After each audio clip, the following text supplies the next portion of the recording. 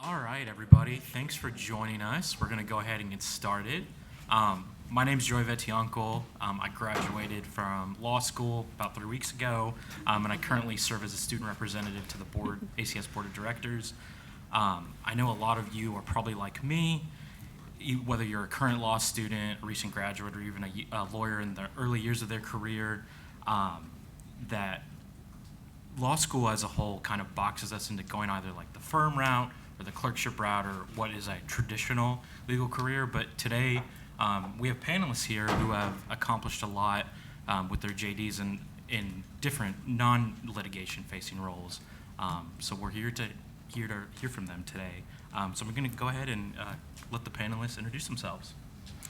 Hello, everybody. My name is Adam Miller. I am the Deputy General Counsel and Director of Judicial Appointments for the Office of Governor Walz and Lieutenant Governor Flanagan, which is Minnesota's governor. And in that role, I serve as one of the governor's legal advisors, but then I also manage the judicial appointments process for the state of Minnesota and for the governor and our Commission on Judicial Selection. So happy to be here. Hi, everyone. Amber Goodwin. I'm coming to you from Austin, Texas.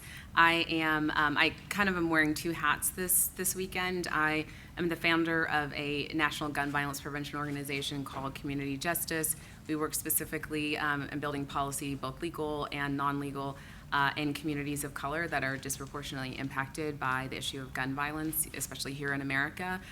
So work kind of on the legal front on that end, and then I'm also an assistant district attorney in Austin, and so in Travis County.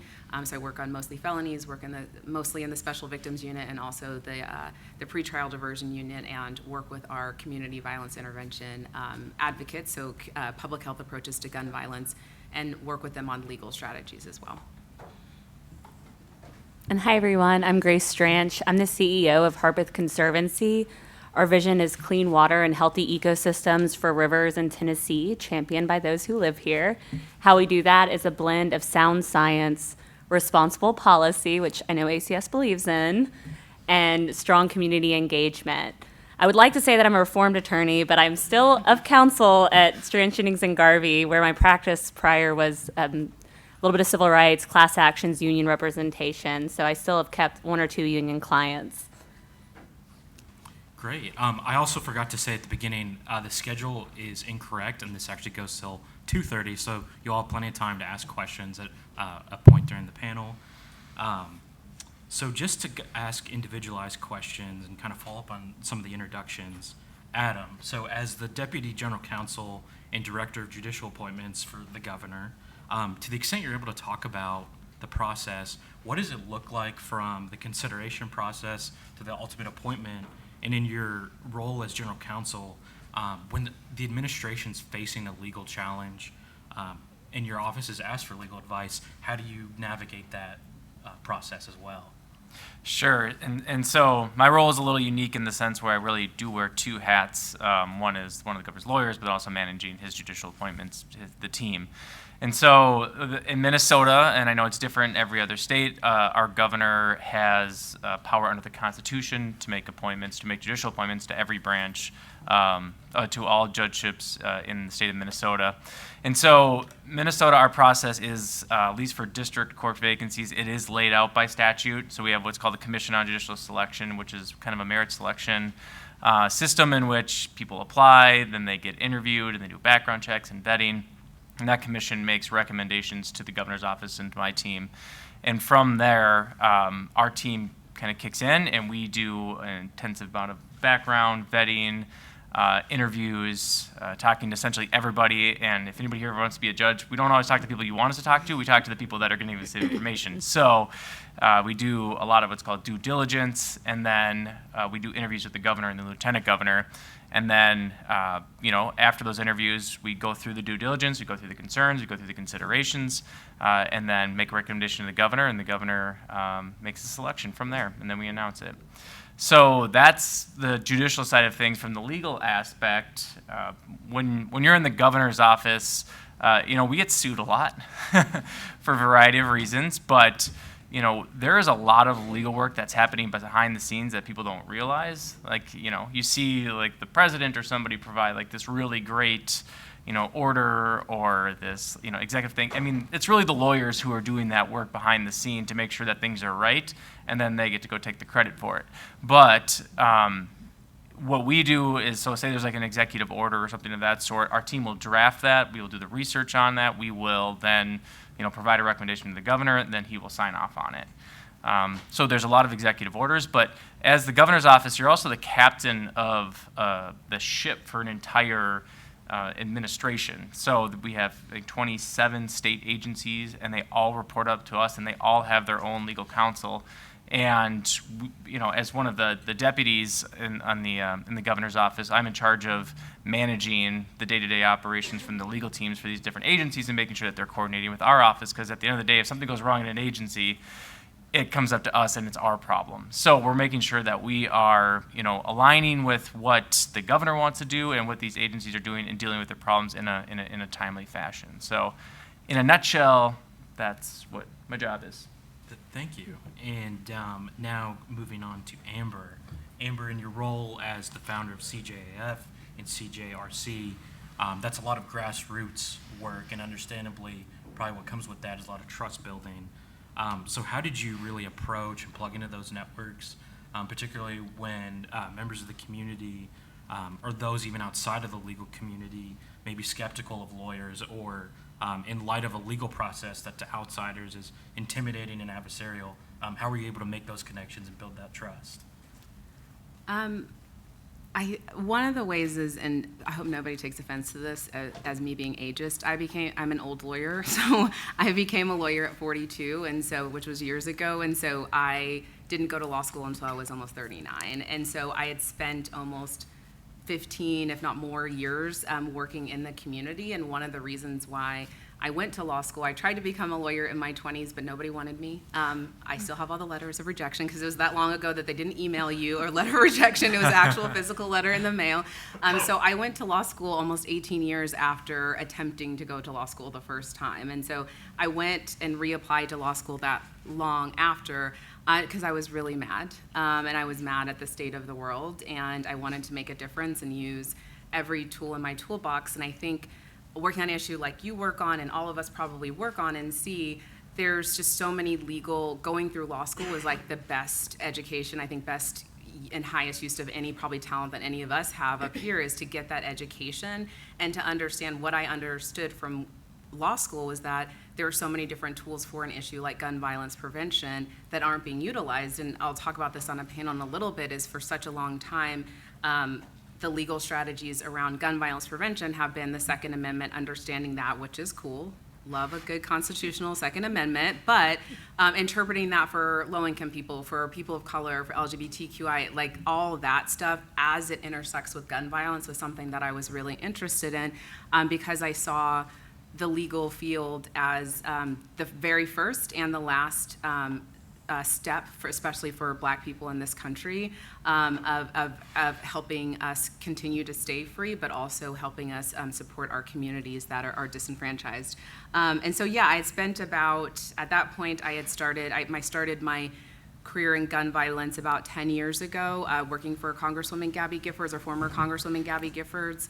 And so, spending that time in the community was really helpful. And then now in my role continuing as an assistant district attorney, I don't wear my badge everywhere, but I got a badge. And so, but I already had a relationship with a lot of the people in the community that we're working with, including people who are survivors of gun violence, survivors of domestic violence. And so it was an easier entryway for me to be able to help and support my boss, the district attorney, with his strategy around gun violence as well. So I've gotten to kind of marry both of those worlds. But yeah, I mean, I got the way that I was able to navigate working in the community is I was really mad as a community member before I went to law school. And then that my first day of law school, everyone stood up and said, "What do you guys want to do?" And everyone's like, "I want to work in corporate law. I want to do this." And I was like, "I want to change the law, and I have a lot of people I want to sue." And so that was like, and that still holds true today. But that's just been my ethos of just like getting really mad and angry about things and using the law to actually do something about it. Thank you so much. Justin, if you wanted to introduce yourself. Oh, sure. Hello, everyone. My name is Justin Hansford. I am a law professor at Howard University School of Law. I teach constitutional law, movement lawyering clinic, and I'm also the executive director of our Thurgood Marshall Civil Rights Center. In that capacity, I do a lot of work on a number of civil rights issues. We've drafted an amicus brief to the U.S. Supreme Court, which unfortunately we did not get the outcome we wanted to get on with our most recent amicus brief. Work on human rights cases. We have a case that's currently before the Inter-American Commission on Human Rights on police brutality.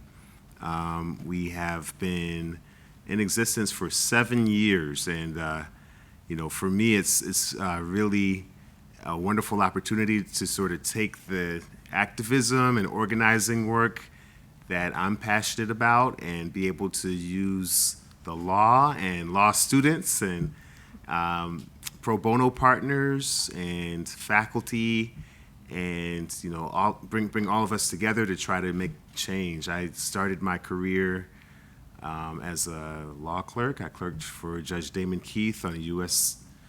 Circuit Court, Sixth Circuit Court of Appeals. And then I went to teach at St. Louis University. And it was 10 years ago when Mike Brown was killed in Ferguson. Some of you may be too young to remember that, but that was a world changer. It's sort of like the George Floyd situation before George Floyd.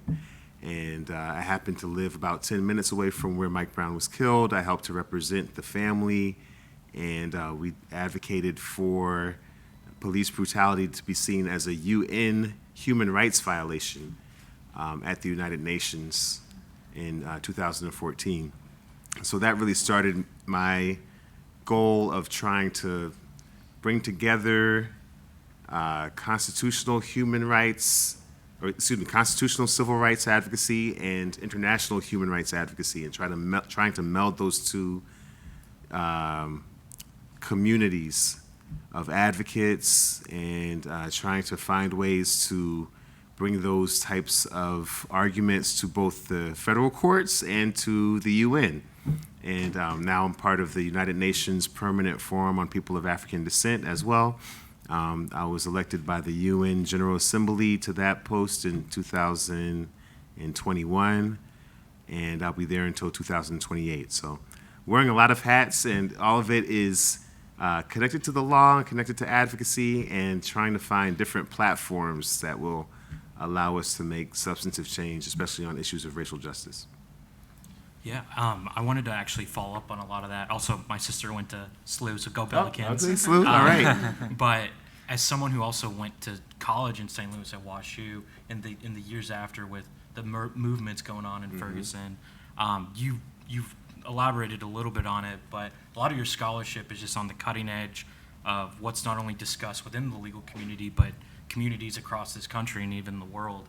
What I wanted to ask is, I think as students, sometimes we see the disconnect between the legal academy and academia and translating that to actual practice and implementing those solutions. You've alluded it a little bit to how you've spoken with communities, but how have you been able to translate your research and your scholarship into tangible action that's being adopted by advocacy groups and communities? So I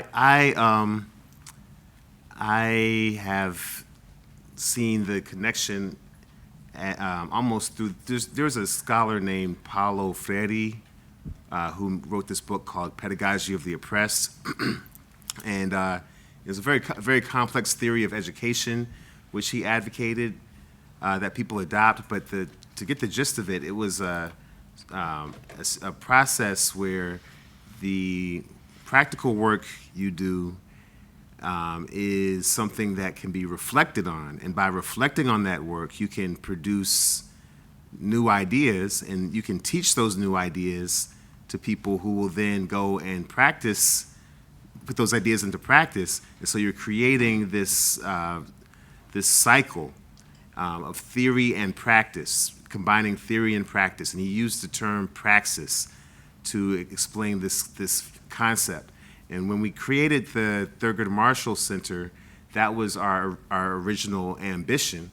I was a activist as a student as well. I helped to create a critical race theory law journal when I was at Georgetown. So my idea was to take critical race theory concepts and try to put them into practice through the legal clinic and through the movement lawyering practices that we could do in the center. And then that scholarship would then translate into actionable projects, which would be done in conjunction with movement organizers. And those movement organizers would then collaborate with us, and then we would discuss with them what went well, what went poorly.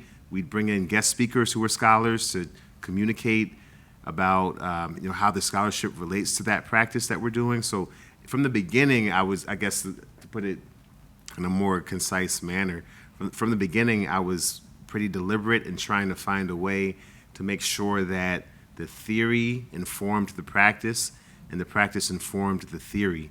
And we have seen that. I mean, I was able to benefit from coming from a critical race theory scholarship background, because that field of scholarship has been able to thrive on that connection. If you think about the concept of intersectionality, for example, Kimberly Crenshaw was famously introduced that to us in the late 80s, and we've seen how it is a concept that has had such an impact on the Black Lives Matter movement. So now there are people on the street who have no idea who Kimberly Crenshaw is, who have never, really read any of her law review articles, but who know who they know what intersectionality is, right? So academic concepts can be translated into practices that can infuse movements. That was the premise. And her concept of intersectionality, to begin with, I might add, came from her observation and reflection on the limitations that she was seeing in grassroots social justice movements in the 80s. What she was finding was that there were many women, in particular African American women, who in the civil rights movement were being asked to focus most of their efforts on anti-racist projects, but take a back seat when it came to gender justice. And vice versa, in feminist movements, they saw that many of the feminist movements that were popularized in that time period were led primarily by white women, and the discussion between white feminists and black feminists also left many black women feeling like they were on the outside looking in. And so that concept of intersectionality, being able to understand that being at the intersection of race and gender subordination was a unique location, was in part a reflection of her understanding and analysis of social justice movements and their limitations at that time. And what she was able to do, and I'll stop on this, but I know that in that law review article, she also talked about how also in the law, if a individual wanted to bring a anti-discrimination lawsuit, let's say a black woman was discriminated in a workplace, if that employer had not practiced discrimination against black men, then that black woman would have trouble in her civil rights suit arguing racial discrimination. If that same employer had not discriminated against white women, then that same black woman would have trouble bringing a lawsuit for gender discrimination. So there was a gap in the law that mirrored the gap in the activism. So I was telling that story to say that scholars and activists and lawyers and all of these different people are really engaged in the same project at the end of the day. You're trying to fight for justice, and by reflecting on each other's work, reflecting on each other's engagements, you can find ways to meld your projects. Yeah, thank you for that insight. And then turning to Grace and my fellow Nashvilleian. So you're in a direct leadership role as the CEO of the Harpeth Conservatory, and your work very obviously intersects with all sorts of stakeholders, tourism, the state, just lots of different entities. How do you work with those different interests, particularly being in a state like Tennessee where it could often be adversarial?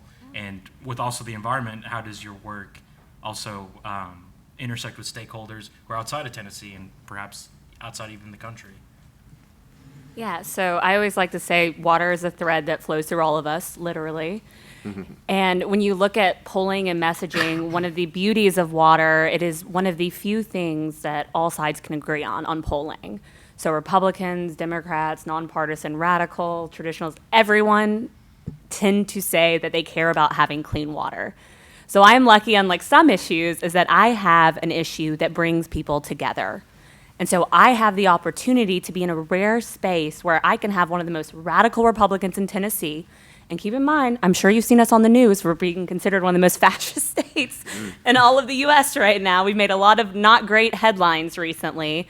And I can also have at our same events some of the most radical left-leaning leaders as well. And it's because people understand that we can come together and work on these issues. Now, how I'm going to work in Nashville versus a rural area, even Memphis, Knoxville, throughout Tennessee, is going to be completely different in a lot of ways. But there are similarities. And I like to think if I'm focusing on how water is a security issue and an issue of our soul, that I can bring people together. And I say that is that there are so many mental health benefits to water. And I always have to plug that Tennessee has the most aquatically biodiverse river in all of North America, third in the world. So come visit us, the Duck River, it's beautiful. But all of the Southeast has this biodiversity, and that's what makes it so rich and incredible. But beyond that, people don't really think about what do our rivers do for us? Well, that's where your drinking water comes from. In Tennessee, it's 60%. And so when you think about security, having contaminated, polluted water means you have to pay more money to clean it up, if it's actually even being cleaned up.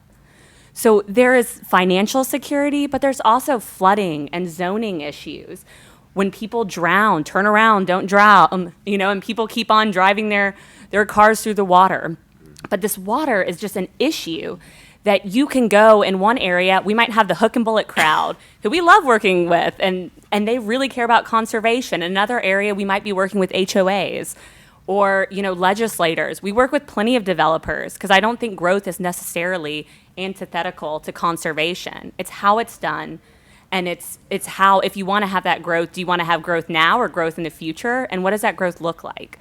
So, and I will say nationally, for instance, Tennessee, and most of your states probably have a national impact.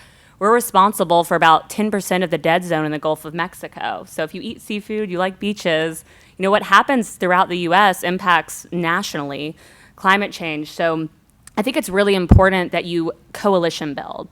So nationally, I sit on a lot of boards that do work around rivers across the U.S.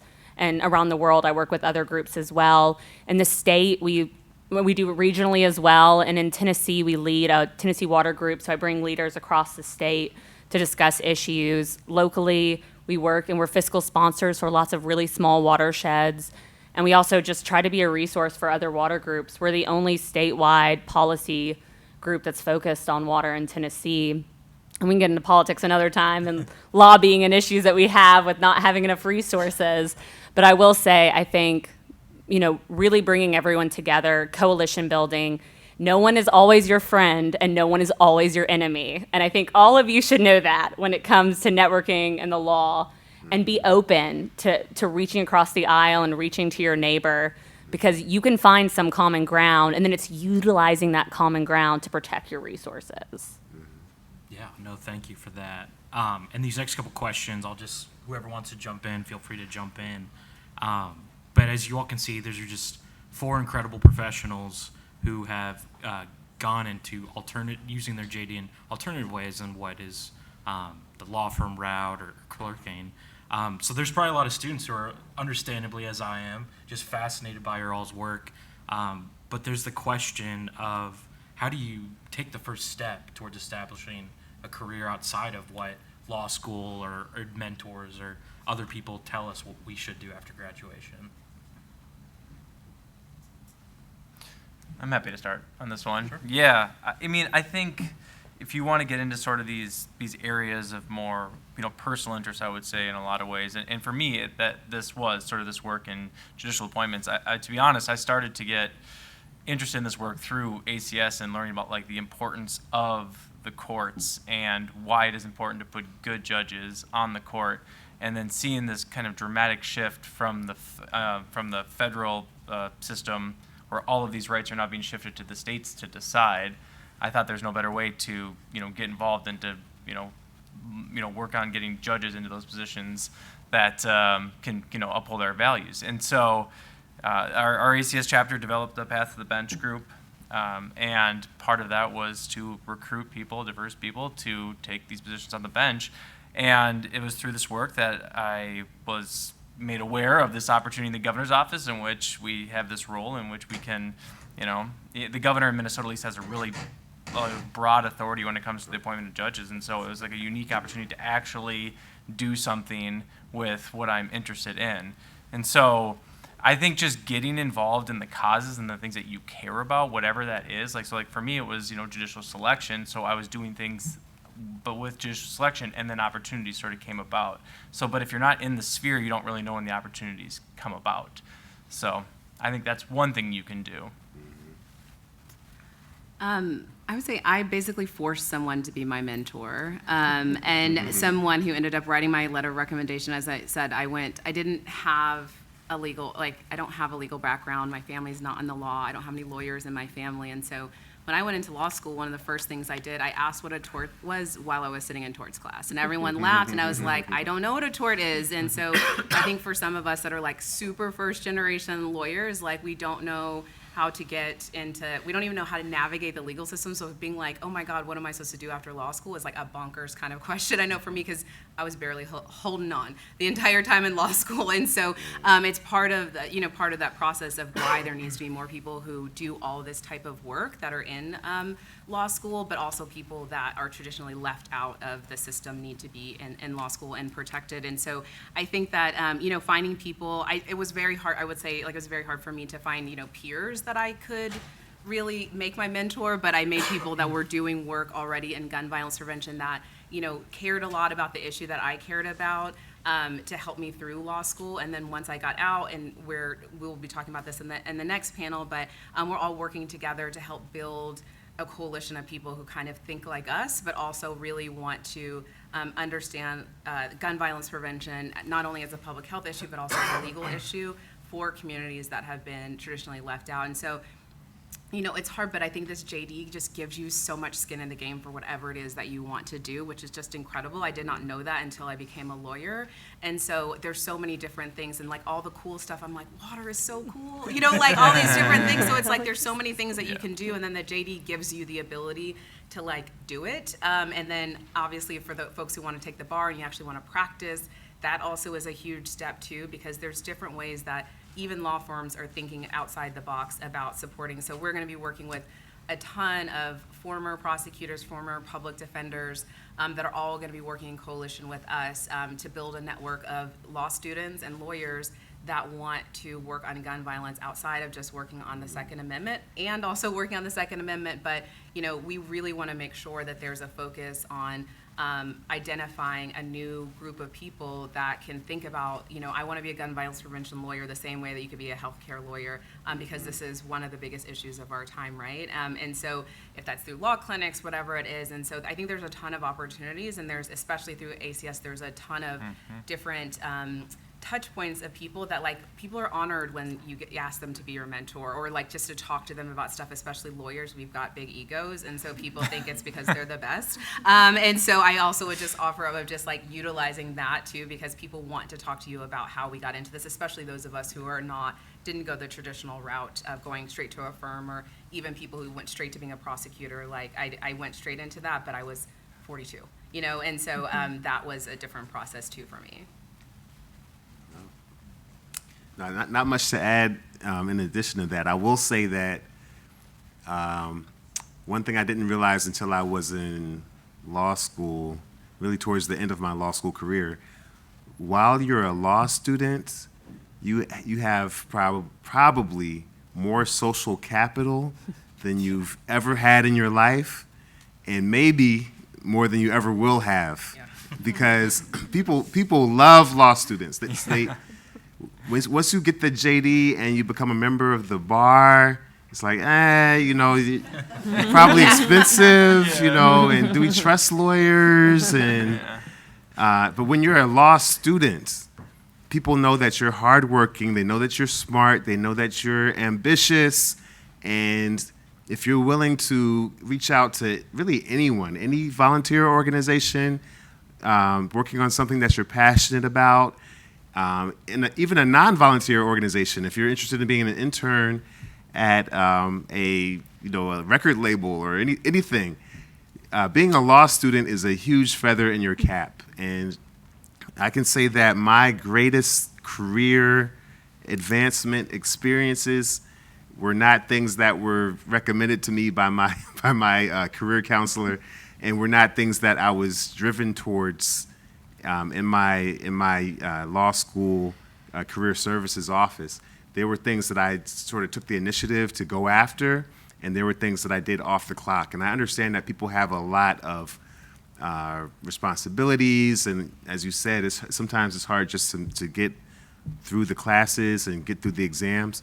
But the ability to do things above and beyond really not only allows you the freedom to sort of choose whatever it is you want to do, because nobody's really holding you accountable as much, just to be transparent about it, but also it allows you to make a really indelible impression.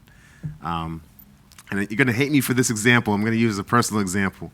But when I was in school, I audited classes, and I decided to take it to take a class. I took an extra class with the dean, and so I came to her class, and I wasn't getting any grade.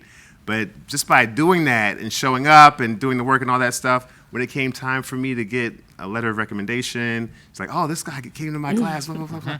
And so I got a great letter that really went on to help me for my clerkship and my first job, and like years down the line. So it was one of those things where it does take a little bit of extra effort to go above and beyond if you're going to go off the beaten track. I think if you just want to go straight to the firm, go straight to the traditional legal employment sector, just go down the regular route is fine. Do what you're supposed to do and keep it moving. But if you're trying to do a little bit extra, you may have to put some extra time in. And I'll say, I'm Amber. I'm kind of the opposite. I'm a third-generation movement lawyer. Ah. So I was kind of raised toddling up on union picket lines and civil rights, growing up. So for me, I always kind of knew law was something that I was interested in.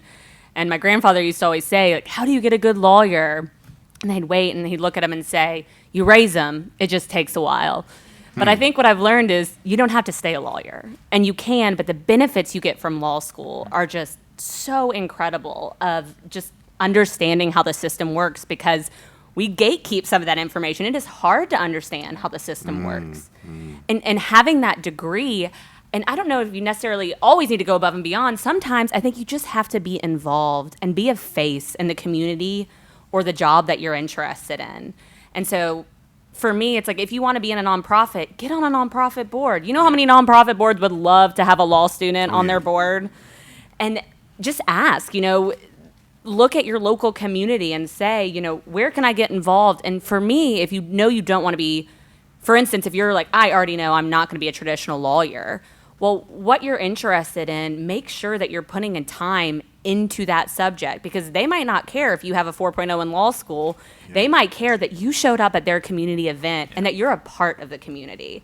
So I think, you have to have nuance with what you're doing, but I think as long as you're showing up and your face is there and you're showing that you care and you're a part of the community that you want to work with, I think that'll make all the difference. Yeah. I'm going to add one thing real quick, and I think you started to hit on it. And as lawyers, whenever a student reaches out, I always will, meet with them or talk with them or whatever it may be. But I was having this conversation this morning too, like, we're in your positions, you're all part of ACS, and you probably are part of student organizations. What a great, easy way to reach out to people that you wouldn't want to reach out to otherwise. Like, if you are just like, I'm going to reach out to the Attorney General because I like him. Well, that's a little different than, hey, I'm part of ACS. Would you like to come do a presentation on some topic that you're very interested in?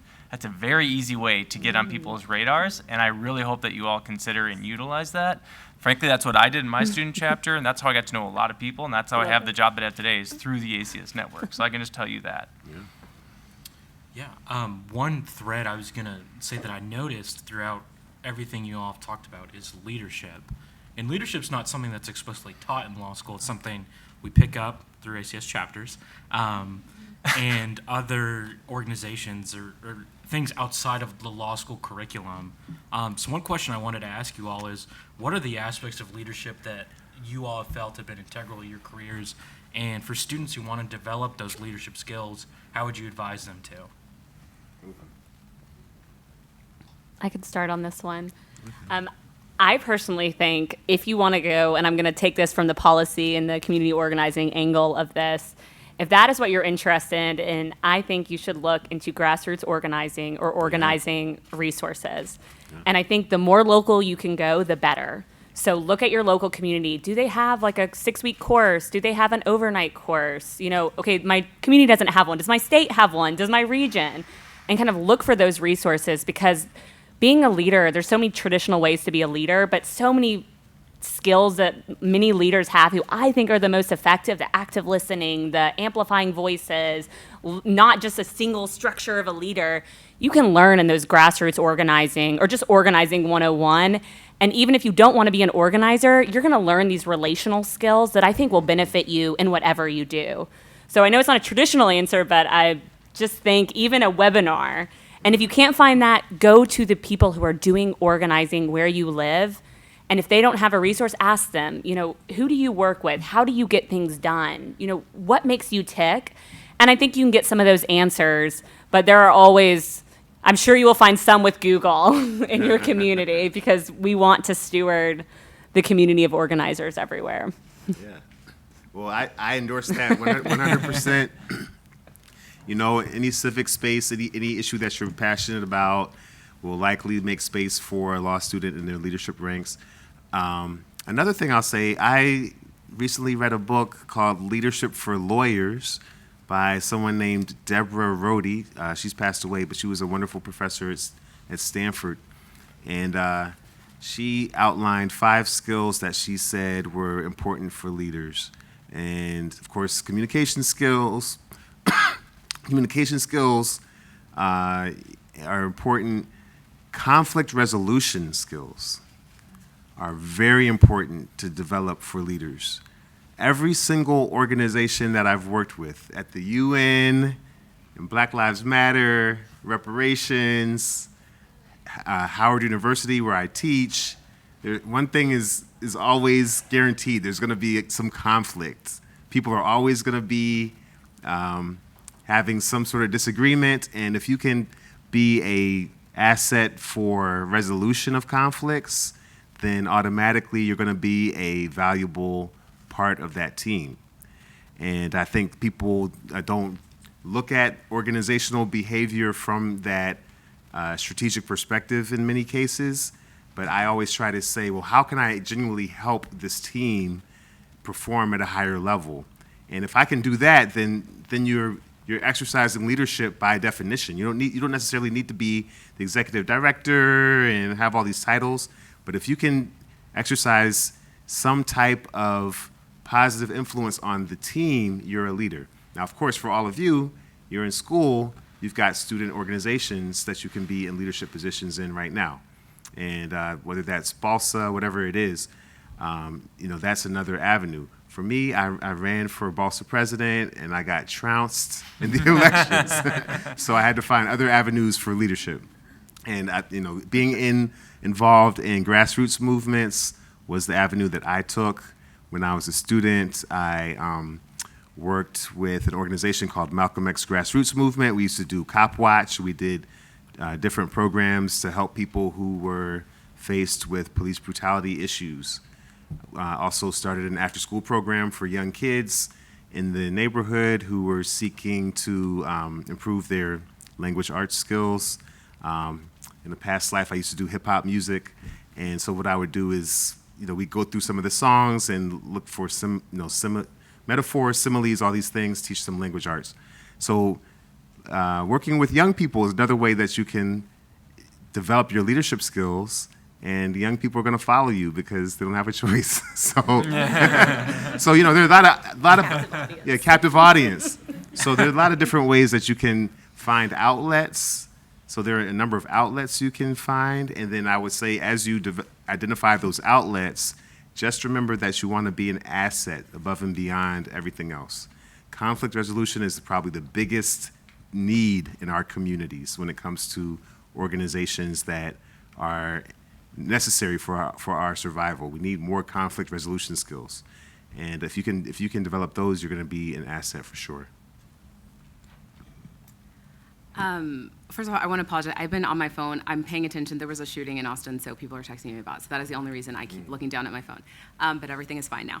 But I'm not saying conflict is great, but I'm gonna take a little bit of a different verse here. But I also went to law school in Minnesota, so one of my favorite quotes from Paul Wellstone is to never separate the word you speak from the life that you live, and I'm paraphrasing, the life that you live from the words that you speak. It's very hard to do that as a lawyer, because if you were in law school, raise your hand, how many people here are in law school right now? Okay, great number of people. So if you're in law school, I had a heightened, like other day I passed the bar years ago, somebody said something and it triggered me and I went back to make sure that I had passed the bar. Like it is, and I think about it, I'm like, well, I need to make sure that it actually happened. But it's very hard. I remember my first year of law school, and somebody said something that was super triggering to me as a black woman working as somebody who worked in civil law, and they said something about, this guy he's one of those guys who's just a bad dude. And I was like, well, why is he a bad dude? And I didn't really generally know. And then they showed a photo of him. It was a black man. And like nobody in the class wanted to say anything. And this was a person who was standing in front of us, in front of our law school as 1Ls, that was supposed to be teaching us about civil law and all these different things as a guest speaker. And I was like, I had a high level of anxiety just hearing him because of the way he was talking about black people in the criminal legal system, but I didn't have the words to articulate what I wanted to say. And I eventually just was like, I am uncomfortable and I don't know how else to say that. And I would say I was very lucky in the law school that I went to that they were very open to that, but I wasn't gonna be able, I could tell that other people in law school in my class also were uncomfortable. I could tell the black men that were in class were uncomfortable, but we were uncomfortable of where we were gonna be like retaliated against or different things like that. And so I think for lawyers, a lot of us are like kind of get along to go along in some aspects, and I've had to do that absolutely just for survival. And I do think that resolving conflicts, especially because your reputation is gold as a lawyer, right? Even if you have people that you don't like on the other side, we have the defense and I'm on the prosecution side, and like we are all friends for the most part, but they know where I stand on stuff. This will be very brief, but I had a recent case, a special victims, a family violence case, where a black woman was a victim of a very serious felony crime. And and when she was up on the stand, she did a great job. And then her ex-husband, when we were doing our closing arguments, I did my closing arguments, and then the defense stood up and they said, the victim was sitting up there like she's Rosa Parks, and said all these things that she would never have said if this was a white woman who was a victim of any sort of crime.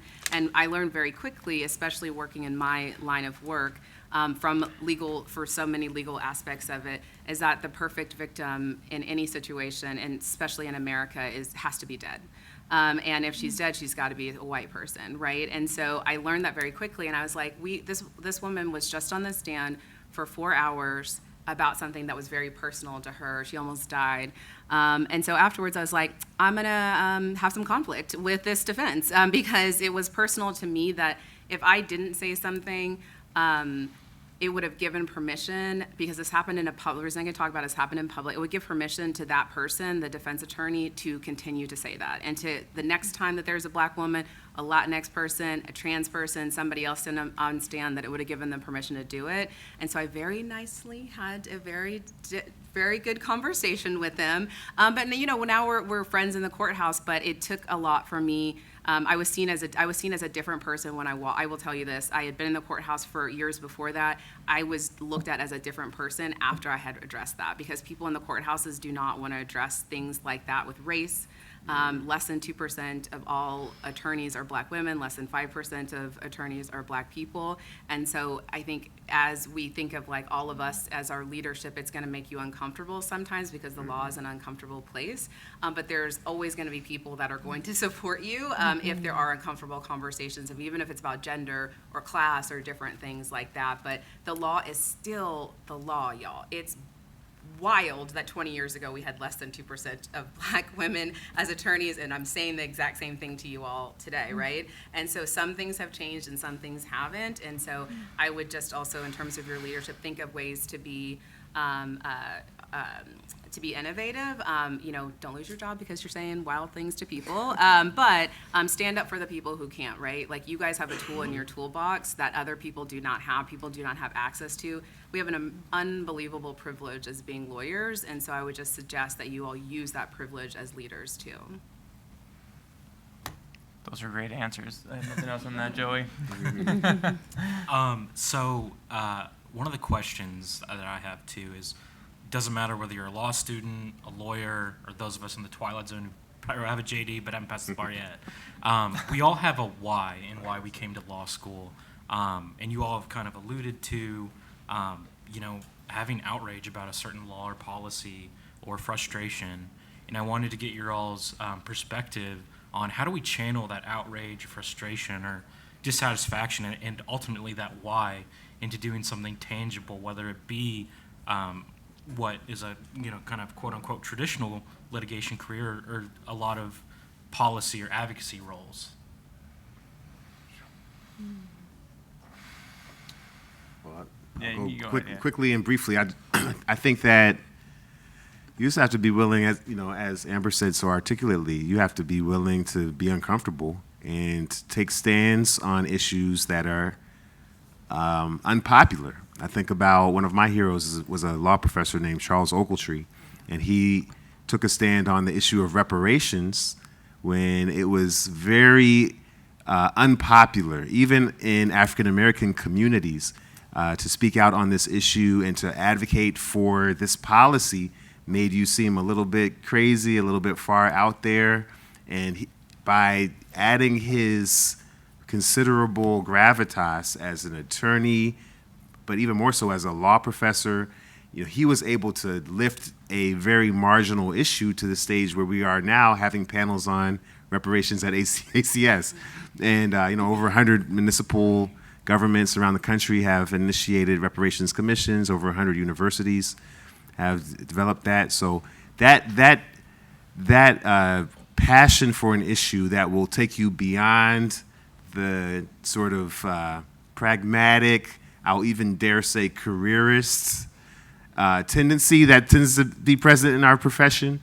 The idea that you will stand up for something, whether it's popular or not, for you to take that stand, that has to come from somewhere emotional.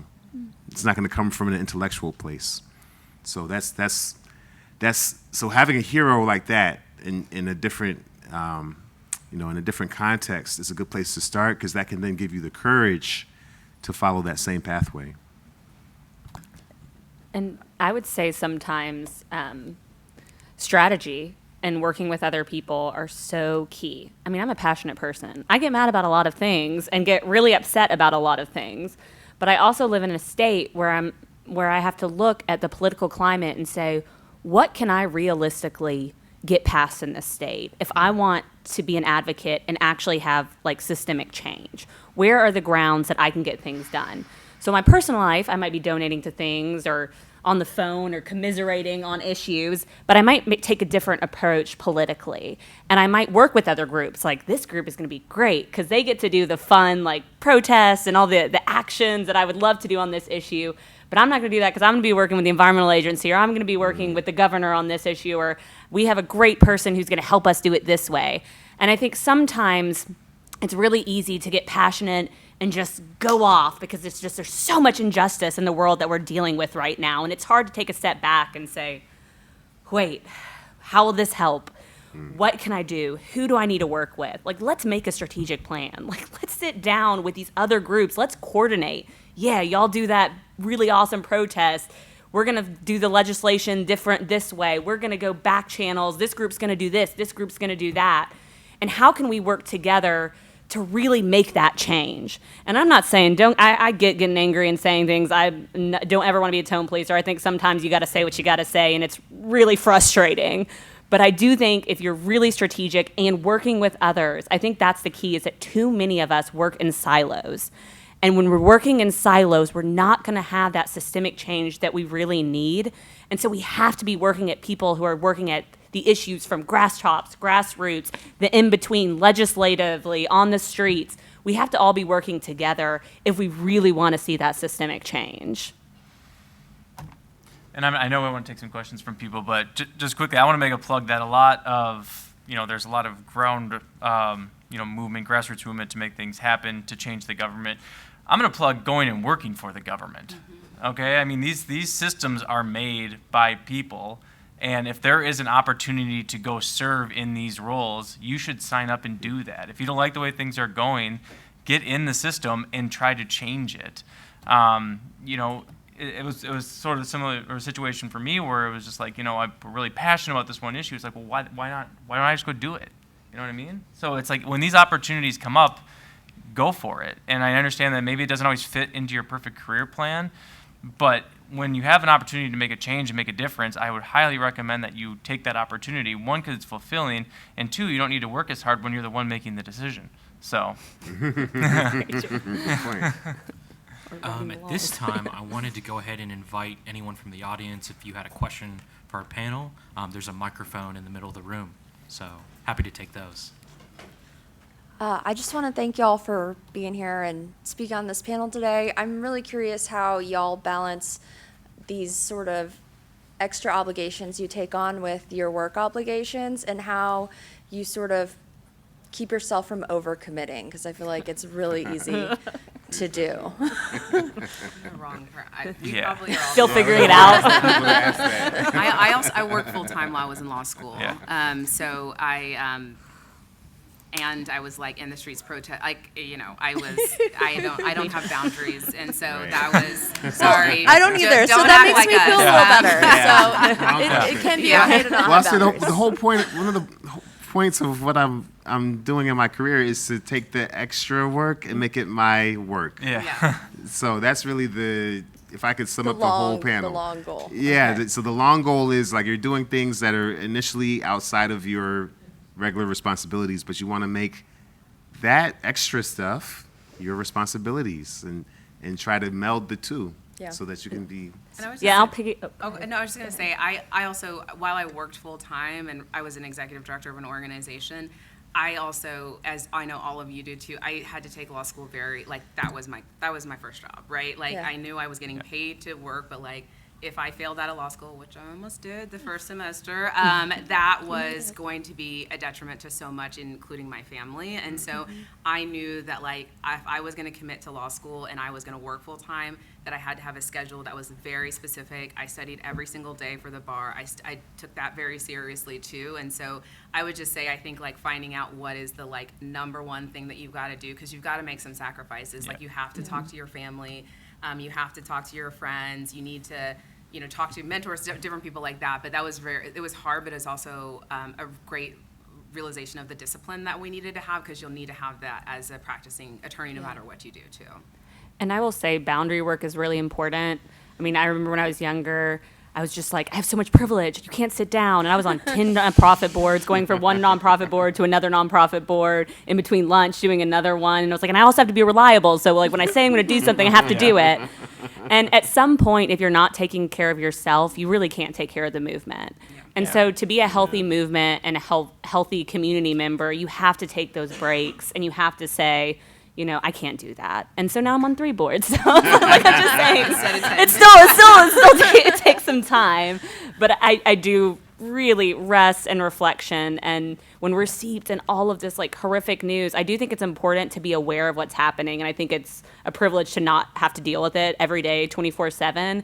But I also think for our mental health, you do have to have some respite.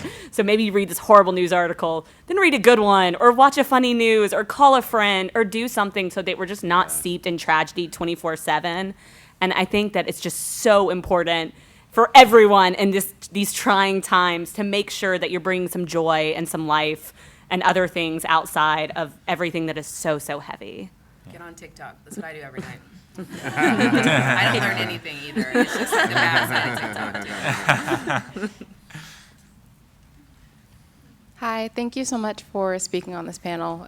I'm someone who graduated from law school a year ago, and definitely I'm a consultant. Like, I'm not practicing law, even though I'm a member of the Georgia Bar, so I really appreciate you all speaking about what you do. One question that I have, and sorry, I missed the beginning of the panel, so sorry if you've already spoken about these kind of things. I'm curious how you all have thought about the timing of when you took whatever specific legal or non-legal roles that you have. I know for me, I was really concerned about being a public interest law student and graduating and like considering starting a family, but knowing that the general circuit of things was like a fellowship for a year or two, and then more job searching, and then maybe working at a nonprofit and maybe not having that many great benefits. And that seemed like a really chaotic kind of period of my career to go through at a time that is also like typical family planning time for folks. So that's just one element of things that might be something that you're considering and decisions about your career path. If there are other big things in your life or family, it's a pretty personal question that influenced your career decisions. I'd love if you all can talk about that and how it factors into how you think about your career as a lawyer. Well, as someone who's Not to call currently you- pregnant, Not to call you out, not to call you out, it's to everybody, but it's just something I'm really curious about. I mean, I have a geriatric pregnancy, as they say, so sometimes, you have to put things off and figure out what's right for you. And I think, for children, when you're talking about family, I feel like people say this all the time, and I just want to echo it. If you wait until it's the perfect time, I think you might never find the perfect time, because there will always be other issues. You will always be stressed at work. There will always be things that are pulling you away. And I think part of it, for like maybe the family planning, for instance, is when it's right, if you really want a kid, obviously sometimes people who have uteruses are limited by certain time spans, and you might just have to go for it. And some of the work you're gonna naturally have to give things up, and you're gonna naturally have to balance in a different way in order to do that, because it's not sustainable. So it kind of goes back to the rest, is that if you want to do certain things at certain times, that's just how it works out. But I will say, I think the timing can shift significantly depending on what you want. And I always say, I don't know whether it's a life coach, whether it's just a lot of self-reflection, however you want to do that, I think you have to really think to yourself, like, what do I value? How do I want to live my life? And I think if you think that through that really thoroughly, it's like, do I want a family when I'm younger? Do I want a family when I'm older? I think your personal life should be balancing how you're doing your job and other things, and not the other way around. And I think it's so easy to do it the other way around. And I say that as someone in their later 30s who's pregnant for the first time, that it's easy to do it the other way around. And I also say that as someone who's privileged, so I know decisions have to be made in different ways.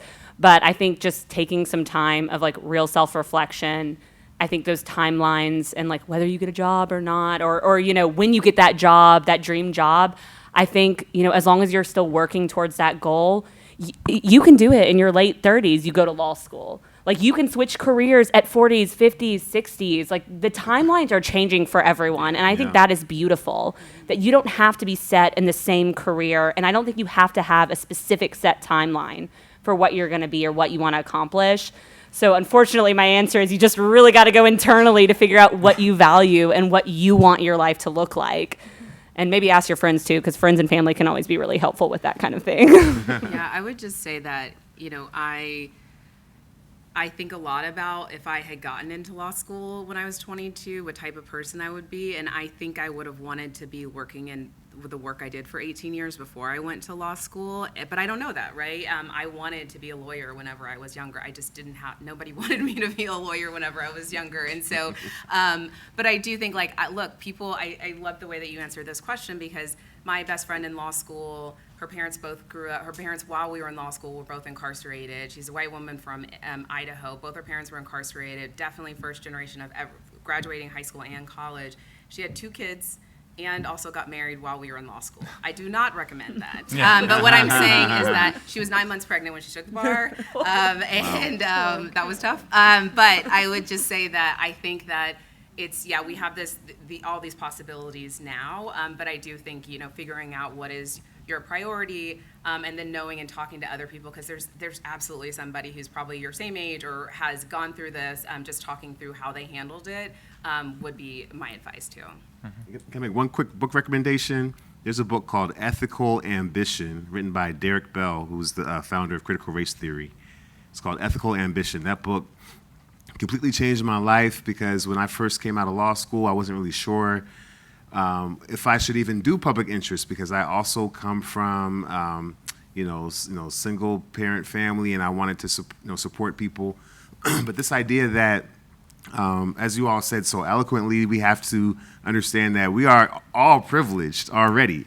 There are many people who are making life work, and they're not lawyers, they're not in law school, and they're having kids and families, and so we these are privileged decisions. But you don't have to do poorly in life in order to make a contribution. You can do good and do well at the same time, and that's the phraseology he was using. And he explained how in his life he was able to take stands on principle and do public interest work, and he also was able to support a family, and he also was able to contribute to his community. And these are a lot of difficult things to juggle, but there are models out there in terms of mentors and others who have done it effectively. And at the end of the day, you're trying to be the best person you can be, and that's the theme of the book, Ethical Ambition. He says, be as ambitious as you possibly can in terms of your ethics. Try to be the best person you can possibly be in all shapes and sizes and forms that are possible. So I really was impacted by that book. I recommend it to people, and I think there's a solution out there for you. All right. I think Thank you. we can squeeze in one more question. We can do like a lightning round. Thank you. Hi, I just finished up my first year of law school, and I applied with the intent to not be a lawyer. I want to go directly into legislation and policy development if that is at all possible. With that in mind, none of my professors, and definitely not my personal academic advisor, really know how I should be tailoring my education for that goal. So would you guys have any recommendations for classes I should look to take or avoid taking? Admin law. Yeah. Yeah. So I think for someone where the law school experience isn't going to teach you about what's going to be successful in that role, yeah, maybe admin law. I guess you could do that, or legislative process. But what I would really recommend is to get practical experience and externships and internships in that area to get exposure to it if that's what you want to do, because I don't think you're going to learn what you want to learn through law school. I would just say, yeah, because I started off on Capitol Hill as an intern 24 years ago, and I didn't know anything, but I would just say that it was a quick, I got that, I was an intern, and so I got that experience, and so I think if you're, the law school changes your mind, right, and it changes the way you think, which is just an incredible experience, but also getting that real life, people love, like we said, people love law students, so getting that real-time experience, and then just having, getting the experience of changing the way that you think about things to make that marketable. Yeah. If you want to be a general counsel, if you want to work on Capitol Hill, if you want to work locally, to make yourself marketable whenever you do get out. If you all will join me in thanking our incredible panelists for their time.